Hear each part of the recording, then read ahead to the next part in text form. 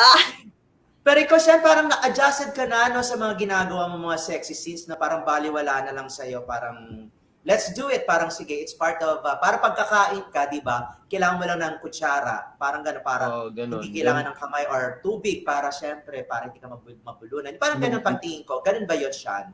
Oo, minsan ganun na yung nararamdaman ko. Parang, tara, game na. Gawin na natin. Parang wala nang hesitation. Kumbaga, normal na lang din sa akin. Pero syempre, ayokong ma-stuck dun sa ganong, anong tawag doon? Basta Genre. ayoko ma-stuck Yes, ayoko go. ma-stuck sa ganyan. Mm-mm. Pero iniisip ko na parang panahon kasi ngayon na yung mga ganyang genre bumabalik na naman, 'di ba?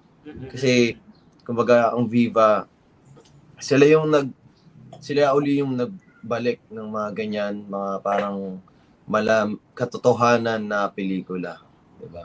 Kasi normal lang din naman talaga nangyayari sa tao yung mga ganun, 'di ba? Yung mga pinapakita sa Yes. mga pelikula ngayon ng Viva.